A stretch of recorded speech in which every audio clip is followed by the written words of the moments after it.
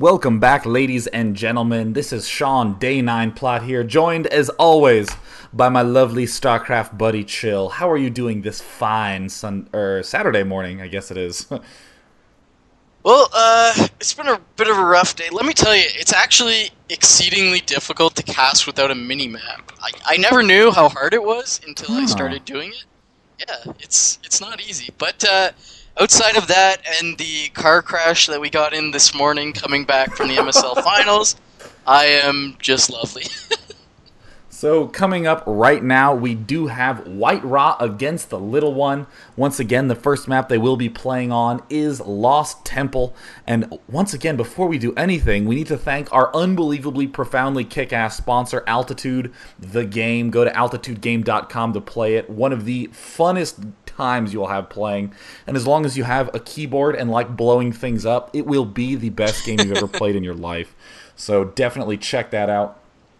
We have White Ra versus Little One coming up on Lost Temple. Not sure what Little One's going to be doing in this series because I know he plays largely Terran and Zerg against other Zerg players, but he's up against White Ra's Protoss. Regardless, since we can't really predict what Little One's doing until we see what race he rolls, how do you think White Ra's going to respond against a random player?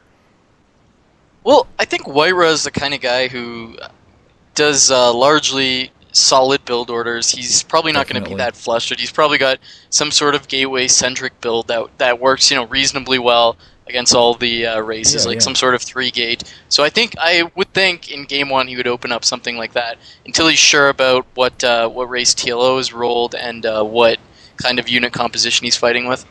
Definitely, definitely. And considering that Little One is a random player, his creativity is unmatched. We are going to bounce right into Game 1 right away. It will be on Lost Temple, and we are loading it up right now.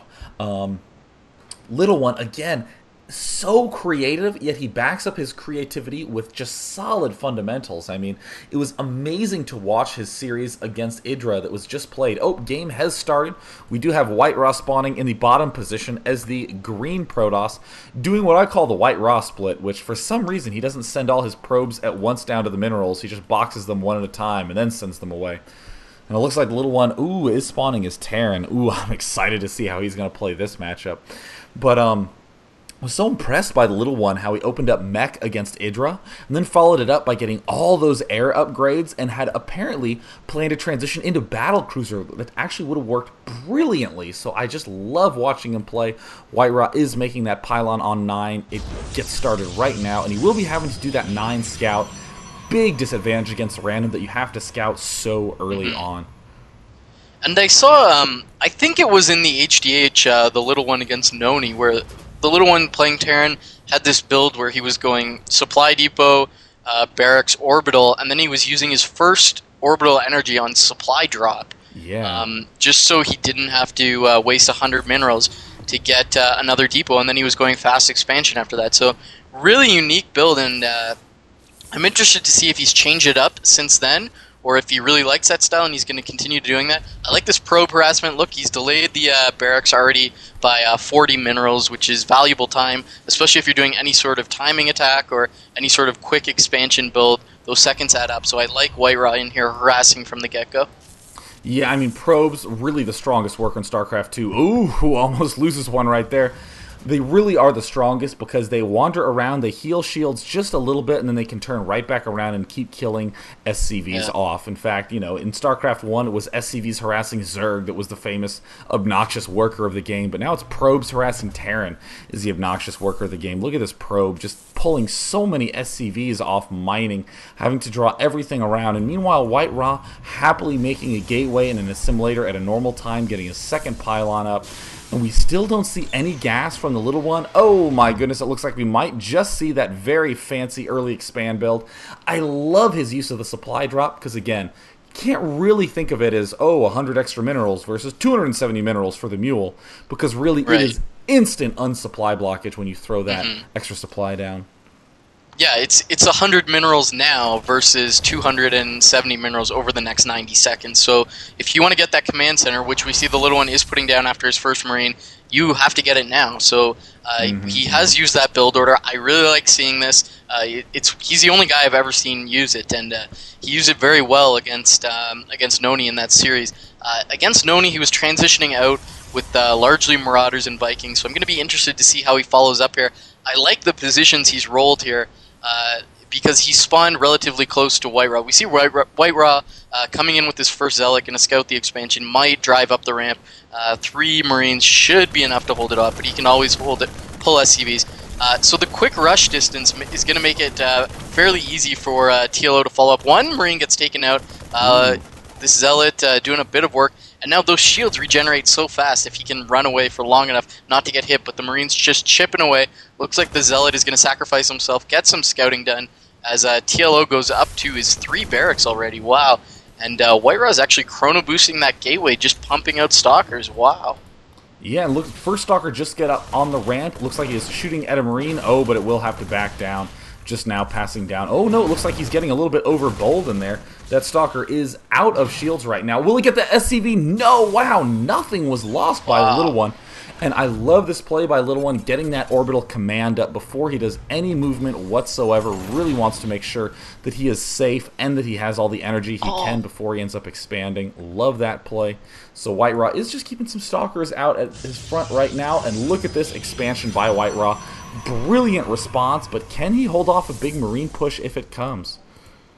Yeah, I'm not sure. I would think TLO, just getting all these barracks and no add-ons, it looks like he's going to expand and maybe just push out with a lot of Marines at that time. And if he does that, White Raw, I don't think he's going to be able to hold it with just Stalkers. I mean, Stalkers do fine against light units in this game.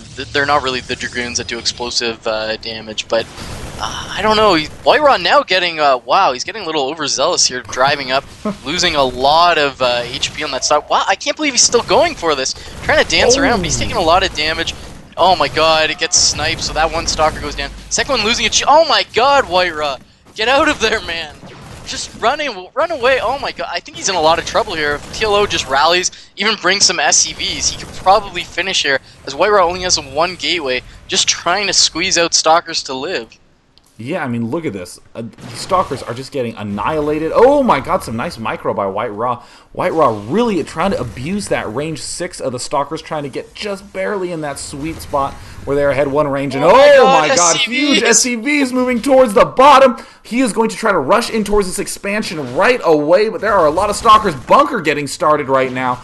Stalker at the ramp, probes being drawn off as well. Oh, weakened Stalker gets picked off. Beautiful control by the Little One. White Raw doing a great job trying to pick off this SCV. Oh, he doesn't manage to take it down. There's another Stalker at the ramp that is taking serious damage. Look at this control by White Raw. Such a small number of Stalkers just might barely be enough. Oh my god, the bunker finishes. Second bunker going down, and look at this, back in Little One's main, we have 3 tech labs with the Marauders being produced. No SCVs transferred to the expansion at this point in time. White Raw up against the wall, getting an Immortal out right now to deal with this big push, and a Colossus getting started right when this robotics facility finishes. Very unique build by White Raw. Not sure if it will actually work though.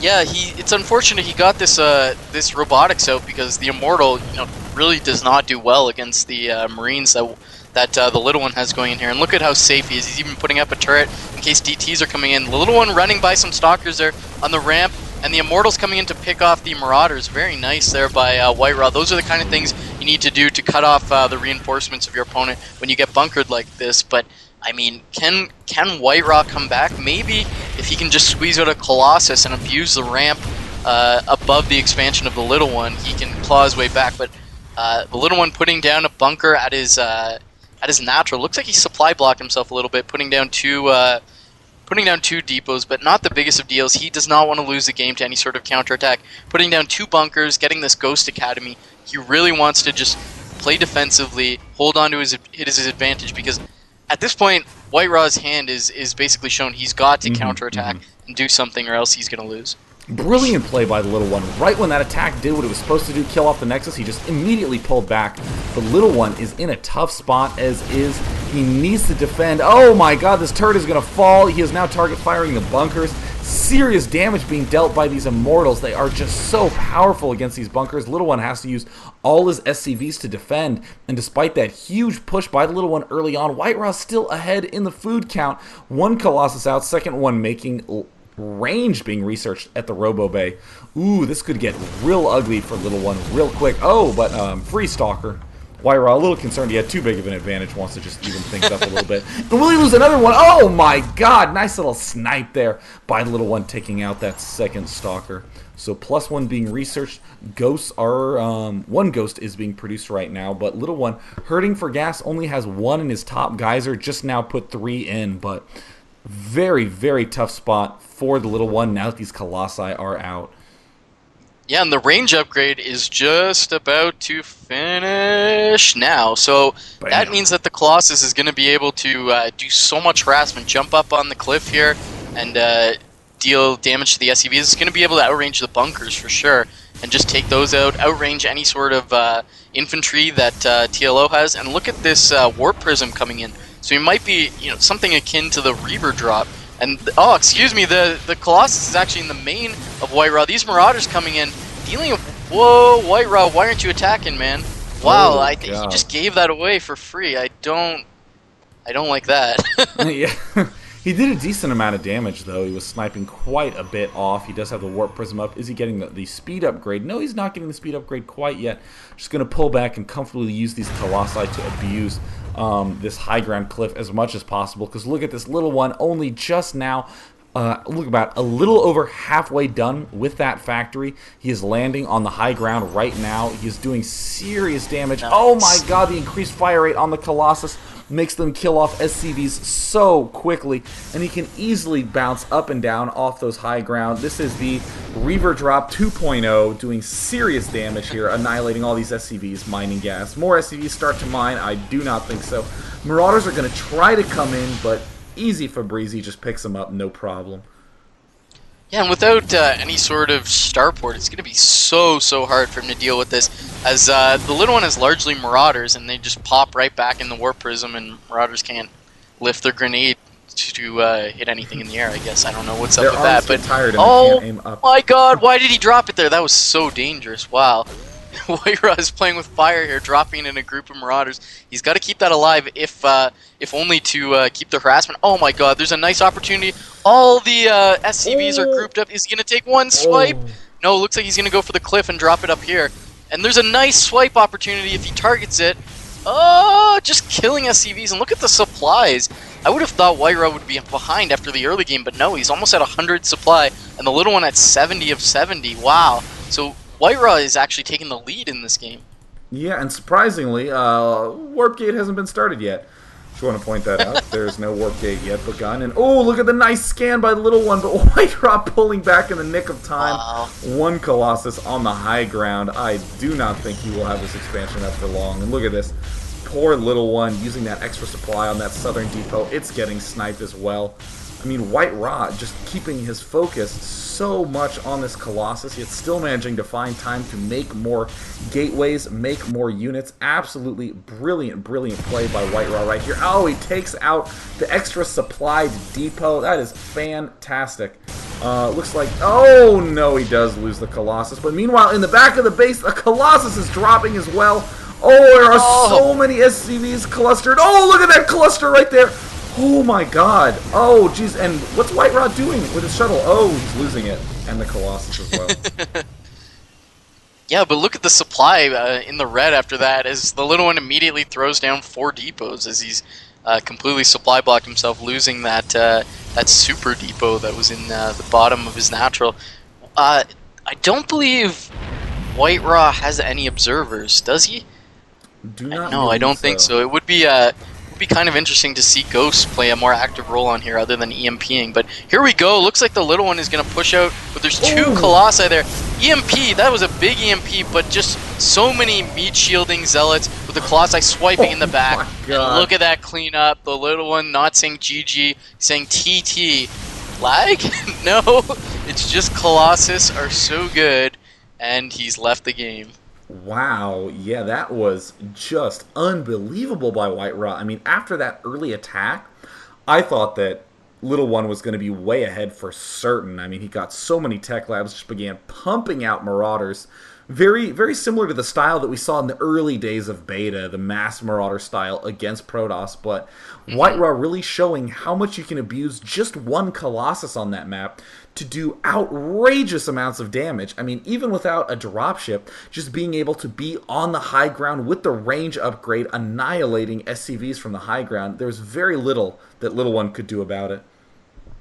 Yeah, and I just want to point out how crazy it is that White Rock came back from that bunker rush when he lost that Nexus at his natural. I assume the game was all but over, but he didn't really freak out. He stayed calm. He re-expanded and took the game back convincingly. So I think that was a really difficult position for him, and he made it look really effortless coming back from that. So a lot of props in my eyes to White Raw in that match. Absolutely. So with that, let's pop right back into game two. So game